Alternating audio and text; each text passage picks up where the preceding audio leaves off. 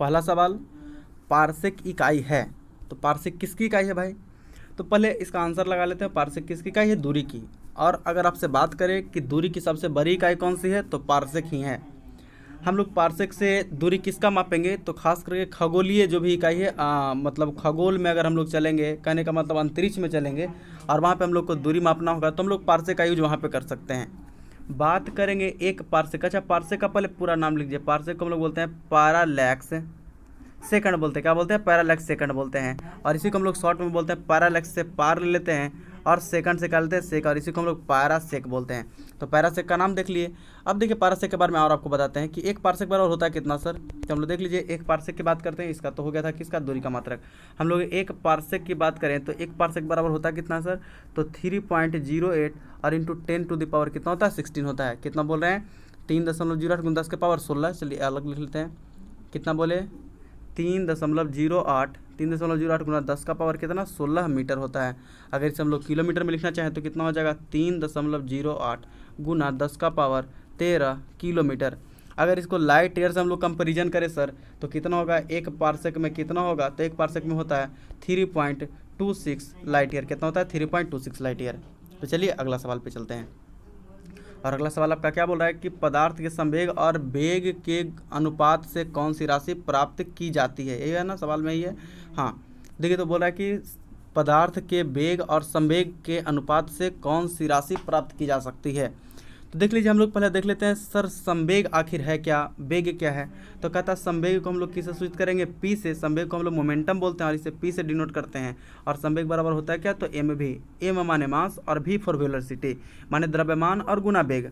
और कहता है कि इसका अनुपात किससे करें? तो वेग से माने वेलोसिटी से, भी से। तो देखिए तो भी से भी तो कट जाएगा, मेरे पास में क्या बच गया सर? तो एम बच गया। और एम बच गया तो इसी को हम लोग क्या बोलते हैं? द्रव्यमान बोलते हैं। तो ऑप्शन कौन सा हुआ? सी हुआ। अगले सवाल में चलते हैं। क्या बोल रहा है कि यदि किसी वस्तु का वेग दुगुना कर दिया जाए तो, यानी वेलोसिटी जो पहले से रहा होगा, यानी देखिए तो वेग अब कितना होगा मेरे पास में? अगर पहले से भी रहा होगा तो अब कितना हो जाएगा सर? 2v हो जाएगा, यही ना। तो बोल रहा है संवेग दुगुना हो जाए। क्या बात सही है? तो देखिए हम अभी तो देखिए p बराबर क्या होता है? तो सर p बराबर क्या होता है? mv होता है। देखिए तो पहले भी था वेग तो हम लोग भी लिखे, लेकिन अब कितना हो गया? 2v हो गया है। कहने का मतलब इसमें जो वेग था दोगुना हो गया था, तो हम लोग आ जाएगा कितना आ जाएगा? 2mv। कैसे आएगा? तो सर m और मल्टीप्लाई 2 भी करेंगे। ये 2 को आगे ले जाएँ तो क्या बच जाएगा मेरे पास में? m भी बच जाएगा। कहने का मतलब सर यहाँ पर p बराबर m भी आ गया मेरे पास में और दुगुना होकर के आ गया, तो संवेग मेरे पास दुगुना आ गया। सर ये वाला तो सही है।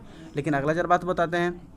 अगला बात क्या बोल रहा है कि जो गतिज ऊर्जा है वो 4 गुनी हो जाती है। क्या ये बात सही है? तो देखते हैं। गतिज ऊर्जा को हम लोग क्या बोलते हैं? काइनेटिक एनर्जी के ही बोलते हैं। और होता कितना सर? काइनेटिक एनर्जी बराबर हाफ mv²। कितना बोलते हैं? 1/2 mv²। कितना बोले? 1/2 mv²।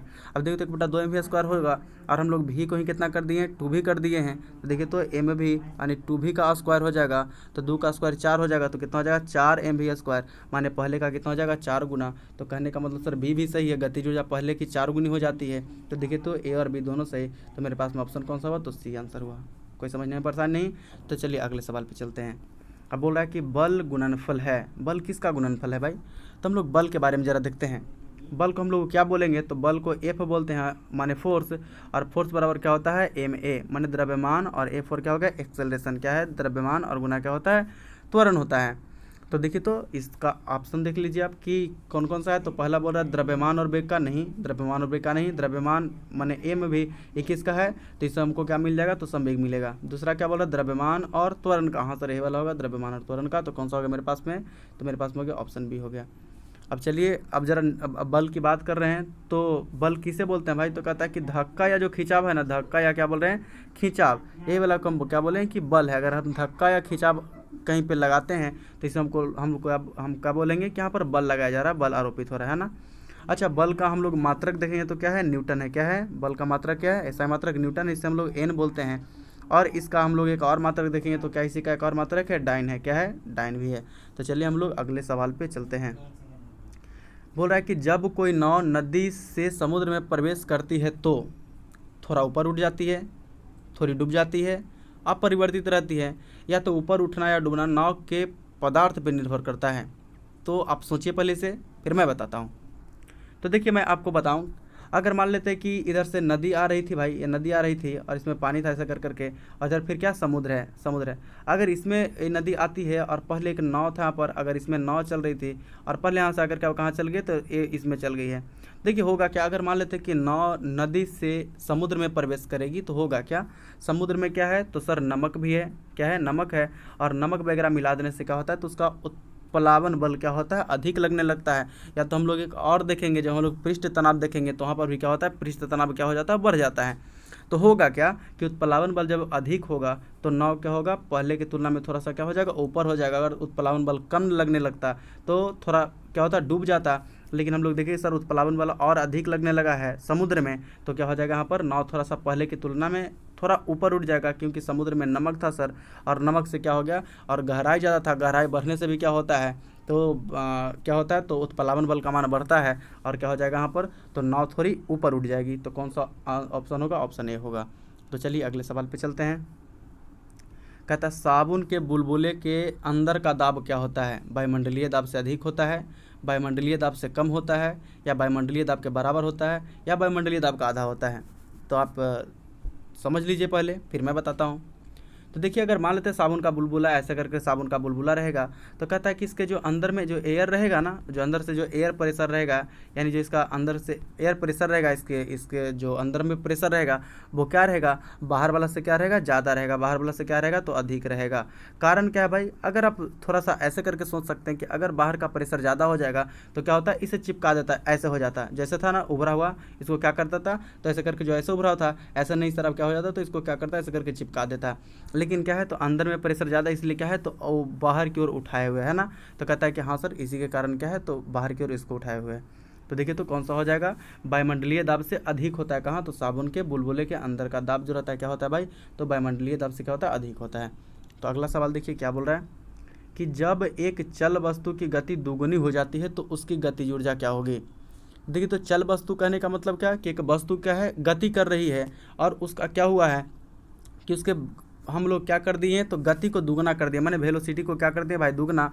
और एक जो उधर सवाल देखे थे आगे में देख लेते हम लोग, उसी टाइप का है कि हम लोग उस ढंग का देखे सवाल है, तो क्या बोल रहा है कि 2 भी कर दिए हैं, तो उसका गतिज ऊर्जा कितना होगा, तो हम लोग वहाँ पर भी देख लिए थे कितना हो जाएगा, हाफ mv²। और देखिए तो v कितना हो गया, 2 भी हो गया, तो कितना लिख देंगे, 1/2 m, और इंटू 2v का स्क्वायर कर देंगे, तो सर 2 का स्क्वायर 4 हो जाएगा, तो हमको क्या मिल जाएगा, 4, और इंटू 1/2 mv² यहाँ से मिल जाएगा।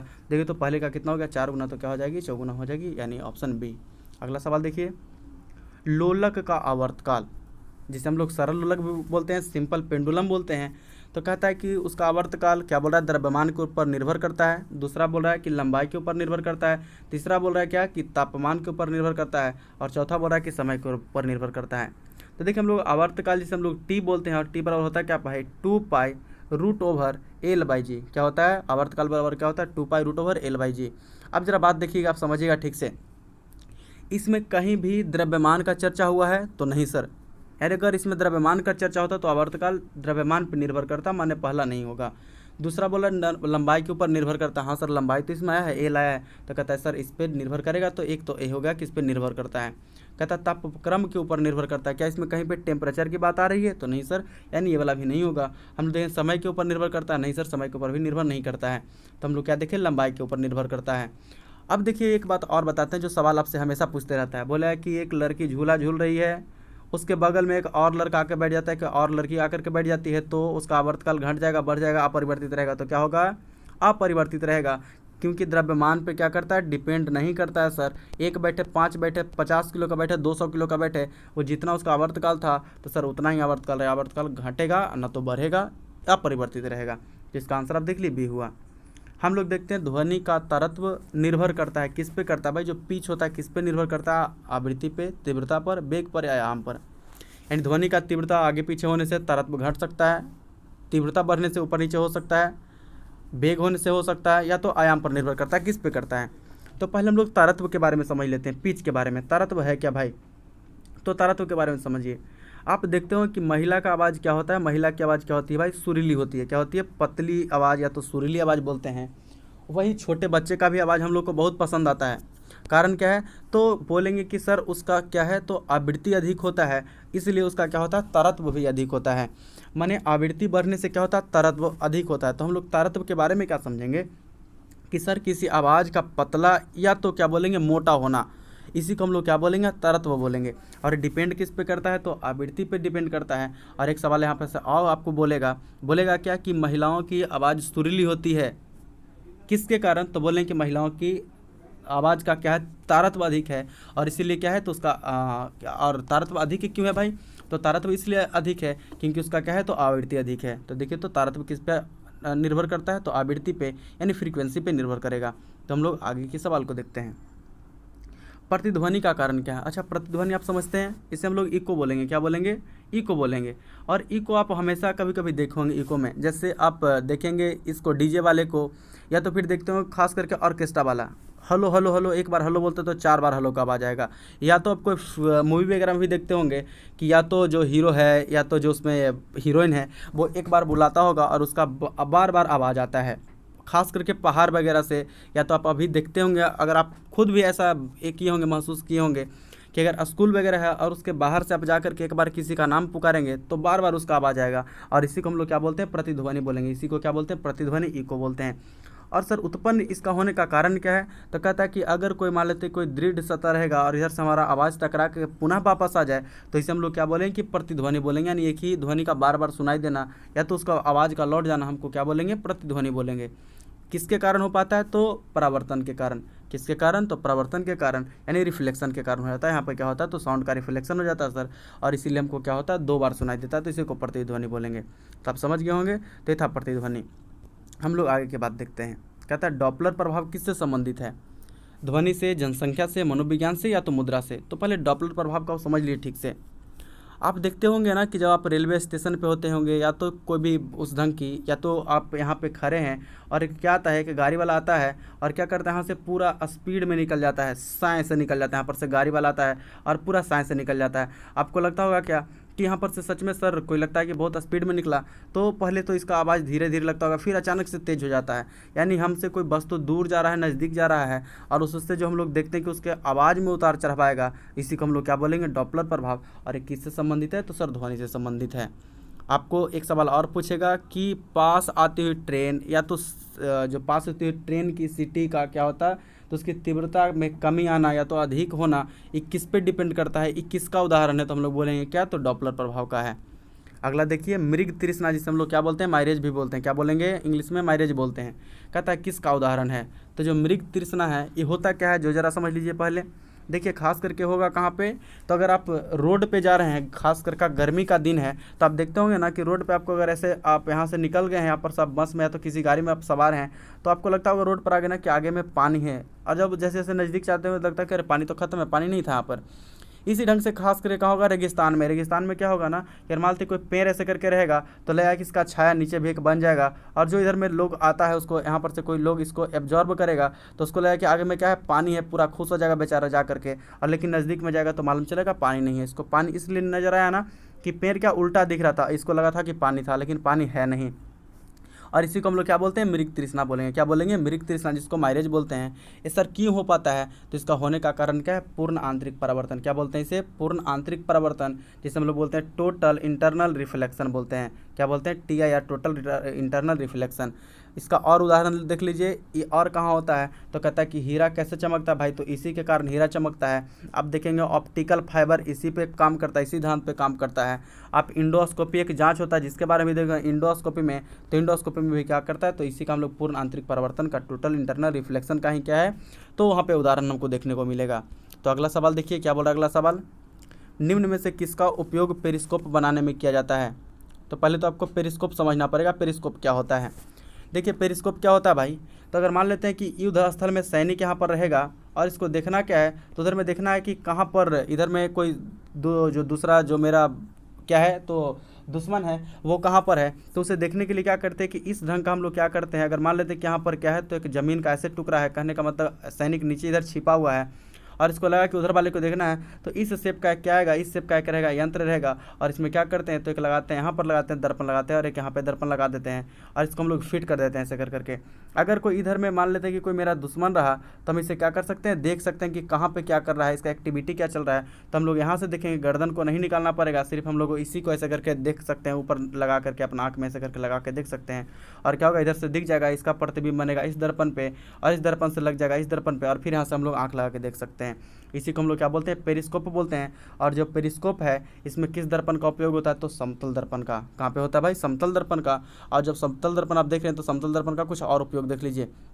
देखिए, समतल दर्पण का कुछ और उपयोग देख लीजिए। तो समतल दर्पण का हम लोग उपयोग और कहाँ करते हैं, तो सर ड्रेसिंग टेबल में भी करते हैं। कहाँ करते हैं, ड्रेसिंग टेबल में सर, ड्रेसिंग टेबल में करते हैं। और कहाँ पे करते हैं सर, तो एक और होता है क्या, उसका हम लोग क्या बोलते हैं, बहुरूपदर्शी बोलते हैं। क्या बोलते हैं, बहुरूपदर्शी। ये क्या होता है सर, तो बहुरूपदर्शी। इसे हम लोग देखिए, बहुरूपदर्शी कैसा होता है, कहता है इस शेप में क्या करते हैं, इसमें एक ऐसा समतल दर्पण, एक इधर समतल दर्पण, एक नीचे में लगा करके, और यहाँ से हम लोग देखते हैं ये क्या होता है, तो इस ढंग से देखते हैं सर। और इसमें कोई भी हम लोग चूड़ी का टुकड़ा वगैरह डाल देते हैं, तो हम लोग यहाँ इसमें देखते हैं, और इसी को क्या बोलते हैं, बहुरूपदर्शी बोलते हैं। जिसे हम लोग एक और इससे बहुरूपदर्शी खास करके बोलते हैं। इसका इंग्लिश नाम क्या है, तो हम इसको बोलते हैं कैलिडोस्कोप बोलते हैं। क्या बोलते हैं, कैलिडोस्कोप बोलते हैं। और इसमें बहुत सारा रंग बिरंगा दिखता है, तो वहाँ पर भी समतल दर्पण का उपयोग हम लोग करते हैं। समतल दर्पण के बारे में थोड़ा सा और बात देखिए, तो समतल दर्पण का अगर आपसे बोलेगा कि इसका जो फोकल लेंथ होगा भाई, यानी जो एफ होगा वो कितना होता है, तो अनंत होता है। कितना होता है, अनंत रहता है। इसका वक्रता त्रिज्या जो आर है वो भी क्या होता है भाई, तो वक्रता त्रिज्या भी क्या है, तो अनंत होता है। इसमें प्रतिबिंब कैसा बनता है, तो सर आभासी बनेगा। कैसा बनेगा, आभासी बनेगा। और कैसा बनेगा, तो सर सीधा बनता है। और क्या बनेगा, तो सर वस्तु के बराबर बनता है। क्या बनेगा, तो वस्तु के बराबर बनता है। और देख लीजिए इसमें और क्या रहेगा, तो कहता है कि इसमें हम लोग और क्या बोलते हैं इसके बारे में, कि सर आभासी और सीधा तो बन गया, हम लोग देखें कि वस्तु के बराबर भी, लेकिन हम लोग बोलेंगे क्या, कि थोड़ा सा इसे बोलते हैं पार्श्व परिवर्तन बोलेंगे। क्या बोलेंगे, पार्श्व परिवर्तन होता है। पार्श्व परिवर्तन कहने का मतलब क्या सर, तो हम लोग पार्श्व परिवर्तन देखेंगे। कहने का मतलब कि अगर आप बी ऐसा देखते हैं, अगर समतल दर्पण में देखें तो इस ढंग से देखा, तो इसको सर पार्श्व परिवर्तन बोलेंगे। यही पार्श्व परिवर्तन, यानी बायां वाला दायां और दायां वाला बाईं ओर दिखेगा। तो चलिए, समतल दर्पण के बारे में बहुत सारी बातें देख लें। अब अगला सवाल देखिए, क्या बोल रहा है कि दो समतल दर्पण, क्या बोल रहा है कि दो समतल दर्पणों को 90 डिग्री के कोण पर व्यवस्थित किया गया है। उनके बीच एक मोमबत्ती जल रही है, तो मोमबत्ती के प्रतिबिंब की संख्या। कहने का मतलब ऐसे कर करके दर्पण को है भाई, हम लोग ऐसे करके रख दिए, समतल दर्पण था और यहाँ पर एक क्या रख दिए, मोमबत्ती ऐसे करके जला करके रख दिए हैं। तो कहता क्या है कि इसका प्रतिबिंब की संख्या बता दिए कि कितने प्रतिबिंब बनेगा, इसका प्रतिबिंब कितना बनेगा, तो इसका संख्या बता दिए कि कितना संख्या बनेगा। तो देखिए, जब भी आपको प्रतिबिंब की संख्या पूछे तो हम लोग क्या करेंगे, प्रतिबिंब की संख्या बताने के लिए क्या करेंगे, थीटा और बटा 360 एक फार्मूला लगाएं। क्या बोलेंगे, थीटा बटा 360 डिग्री लिखेंगे। देखिए, तो थीटा का वैल्यू कितना है, तो सर 90, और बटा कितना हो जाएगा, नहीं सॉरी गलती बोल दिए, उल्टा बोल दिए। देखिए तो क्या होगा, तो हम लोग देख लिए कि सर ऐसा करके तो था, ऐसे करके समतल दर्पण एक दूसरा पे कितना था, 90 डिग्री पे था। यहाँ पे क्या जल रहा था, तो मोमबत्ती हम लोग जला रखे थे, यहाँ पर एक मोमबत्ती जल रहा था। और हम लोग क्या देखें सर, मोमबत्ती 90 डिग्री पर रख दिए थे, और बताए कि क्या हम लोग फॉर्मूला लगाए, 360 और बटा क्या लिख देंगे, थीटा लिखेंगे। तो देखिए, तो 360 तो सर 360, और थीटा का मान कितना है, 90 डिग्री। तो 10 से 10 और 9 चौका 36 माने 4 आया। कहता है कि अगर सम संख्या में आ जाए, क्या आ जाए, सम संख्या। देखिए तो 4 सम संख्या है कि नहीं, तो हाँ सर सच में इवन नंबर है। और अगर इवन नंबर आ जाए तो कहता है कि -1 करके लिखेंगे, तो कितना हो जाएगा, 3 आंसर आएगा। तो देखिए, तो प्रतिबिंब की संख्या कितना हो जाएगा, तो 3 बनेगा। मन करता सर अगर 5 आता तो 5 आता तो हम लोग कोई ना तो घटाते ना तो जोड़ते, यानी 5 ही लिख देते कि प्रतिबिंब की संख्या 5। अगर मान लेते हैं कि सर दशमलव में आ जाता, तो अगर मान लेते हैं 5.232 आ जाता, तो हम लोग 2 3 2 को हटाते, सिर्फ क्या लिखते हैं कि 5 होगा। तो दशमलव आ जाए तो दशमलव के बाद वाले को हटा देंगे। और हम लोग फार्मूला क्या देखें, तो फार्मूला में क्या देखें भाई, तो हम लोग क्या देखें, 360 और बटा क्या लगाना है, थीटा लगाना है हम लोग को। तो चलिए हम लोग अगले सवाल पे चलते हैं। एक लेंस का फोकस दूरी कितना बोल रहा है, 25 सेंटीमीटर बोल रहा है। तो बोल रहा है उसकी क्षमता क्या होगी, यानी पावर ऑफ लेंस क्या होगा भाई। इसमें क्या बोल दिया, फोकस दूरी कितना बोला, फोकसांतर कितना बोला, 25 सेंटीमीटर। क्या बोला है, 25 सेंटीमीटर बोला है। कितना बोला है, तो 25 सेंटीमीटर। अब देखिए, तो अगर मान लेते हैं कोई सेंटीमीटर में होता है, तो इसे हम लोग पहले क्या बदलते हैं, मीटर में। देखिए, तो यहाँ पर कोई लेंस का हमको चर्चा नहीं किया कि कौन सी लेंस है, तो हम लोग इसे प्लस में ही मान लेंगे। तो प्लस में ही मानेंगे, तो ये बराबर क्या हो जाएगा मेरे पास में, तो 25 और बटा क्या हो जाएगा 100। सेंटीमीटर को मीटर में बदलना, तो 100 से हम लोग क्या करेंगे, डिवाइड करेंगे, 25 चौका 100। कहने का मतलब सर 1/4 मीटर आ गया। अब हम लोग P बराबर जानते क्या है, तो हम लोग पावर बराबर यानी क्षमता पावर ऑफ लेंस क्या जानते हैं, तो 1/f सर मैंने 1 बटा फोकस दूरी, तो सर 1 और बटा फोकस दूरी कितना था, तो 1/4, ये 4 मेरे पार्ट में चल जाएगा ऊपर, तो कितना हो जाएगा 4 डायोप्टर। एक बात और आपसे पूछेगा कि लेंस की क्षमता कैसा है, मात्रा क्या, तो डायोप्टर क्या बोलेंगे, डायोप्टर। अभी बहुत बार सवाल पूछा है, देखिए तो +4 डी आया, ये माइनस में आया कि प्लस में, तो सर 5 में प्लस में, तो मेरे पास में कितना आया, तो सर 4 डायोप्टर हुआ, 4 डायोप्टर आपका आंसर हुआ। तो चलिए अगले सवाल पे चलते हैं। प्राथमिक रंग कौन से हैं, देखिए तो प्राथमिक रंग के बारे में बोल रहा है, तो प्राथमिक रंग कौन सा है, तो हम लोग देखेंगे प्राथमिक रंग की संख्या कितना है, 3 है। और कौन कौन सा है भाई, तो रेड, ग्रीन और ब्लू। कौन सा बोलेंगे, RGB, red, green, blue. B से ब्लैक मत कर लीजिएगा, क्या बोले, रेड, ग्रीन और कौन सा हो गया, ब्लू हो गया। तो सर रेड, ग्रीन और ब्लू है, तो कौन सा आंसर हुआ, तो ऑप्शन ए। अगला सवाल देखिए, कहता है वर्णांधता को किस लेंस से दूर किया जा सकता है। तो पहले आप वर्णांधता देख लीजिए कि वर्णांधता क्या होता है। जैसे इसमें होगा क्या कि लाल, हरा, ये सब का होता क्या है कि आपको नहीं दिखेगा। हो सकता है कि बहुत लोग बोल देगा कि सिर्फ लाल और हरा में पहचान नहीं कर पाता है, लेकिन नहीं, सच्चाई है कि कोई भी रंग का पहचान हो सकता है कि ना कर पाए। कभी कभी क्या होता है कि कोई रंग है जो आपको दूसरे कलर का दिख सकता है, हो सकता है कि रहेगा क्या, रेड, और आपको कैसा दिखेगा, ब्लैक दिखेगा। ऐसा ही होता है खास करके कि, और क्या रहेगा, ग्रीन रहेगा, तो ग्रीन आपको कैसा लगेगा, तो ब्लैक दिखेगा सर। और इसी को हम लोग क्या बोलेंगे, वर्णांधता बोलेंगे। और इसका ठीक करने का कोई भी इलाज नहीं है, ये ठीक नहीं हो सकता है। अगर इसको ठीक भी करना है तो कहाँ होगा, तो भ्रूण में ही। कहाँ होगा भाई, जब बच्चा गर्भ में ही पल रहा है उसी समय इसको हम लोग क्या कर सकते हैं, तो वहाँ पे हम लोग इसको कर सकते हैं। लेकिन वहाँ पे भी बहुत टेंशन नहीं हो सकता, बहुत हम लोग बहुत ज़्यादा टेक्नोलॉजी लगाएंगे तब शायद पॉसिबल हो पाए।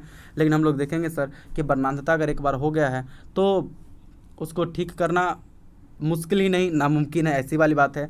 और ख़ास करके हम लोग देखें कि महिला लोग को नहीं होता है, हमारी माँ बहन इससे सुरक्षित रहती है। बहुत परसेंटेज बहुत कम है, लगभग हम लोग पुरुष का देखेंगे तो सर 8% पुरुष इससे क्या है, तो ग्रसित है, किसी से, तो वर्णांधता से। और इसीलिए आपको क्या करते हैं कि अगर आप कुछ उस ढंग का, जैसे रेलवे में ड्राइवर वगैरह का आपका जो अगर टेस्ट होता है तो उसमें क्या करते हैं हम लोग, तो इसका वर्णांधता का ही क्या करता है, टेस्ट लेता है, तो ऐसा करे करता है। तो वर्णांधता को हम लोग किसी लेंस से भी ठीक नहीं किया जा सकता है। देखिए अगला सवाल देखिए, घरों में लगे पंखे, बल्ब आदि किस क्रम में लगे होते हैं, यानी आदि लगे होते हैं, किस क्रम में लगे होते हैं, श्रेणी क्रम में, मिश्रित क्रम में, या तो समानांतर क्रम, या तो किसी भी क्रम में।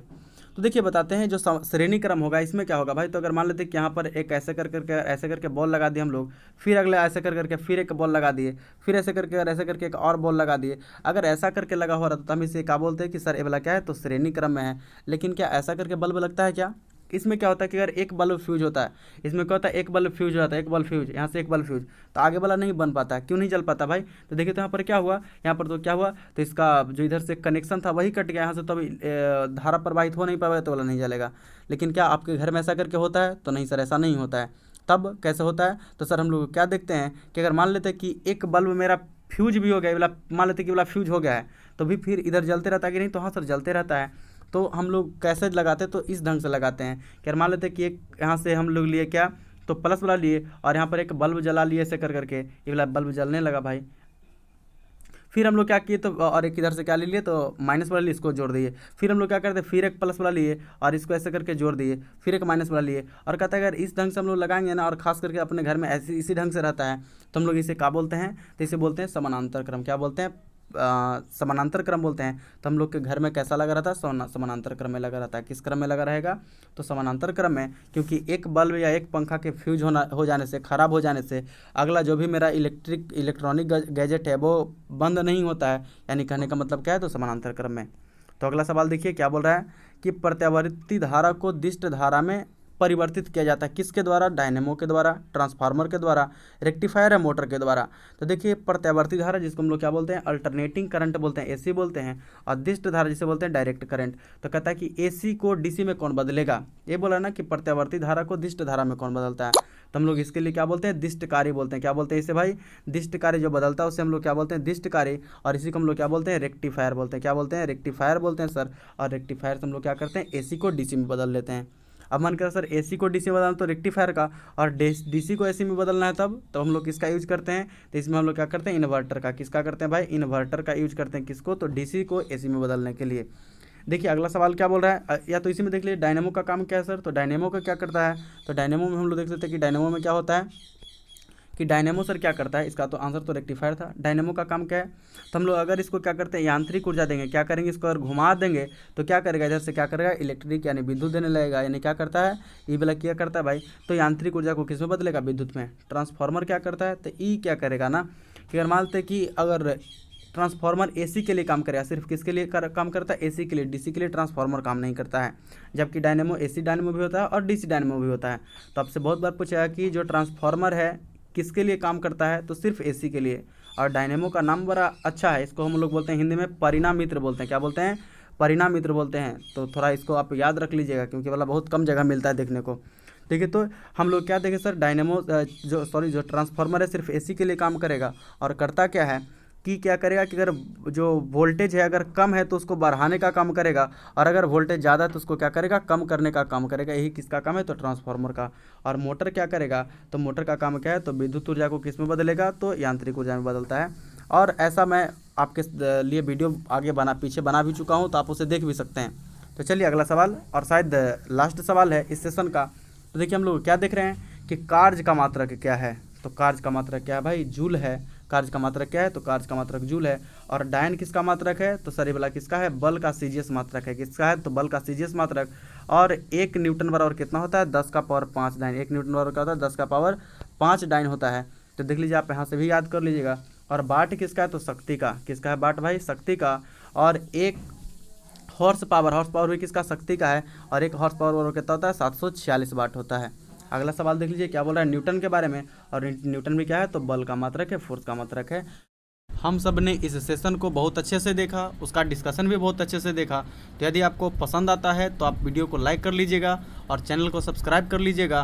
और तब तक के लिए आप पढ़ते रहें, हंसते रहें, मुस्कुराते रहें। फिर से हम लोग मिलेंगे इसी तरह के बहुत सारे सवालों के साथ में, या तो कोई भी टॉपिक के साथ में। फिर से मिलते हैं इसी जोश और उमंग के साथ में। तब तक के लिए नमस्ते, नमस्कार, जय हिंद, भारत माता की जय, वंदे मातरम।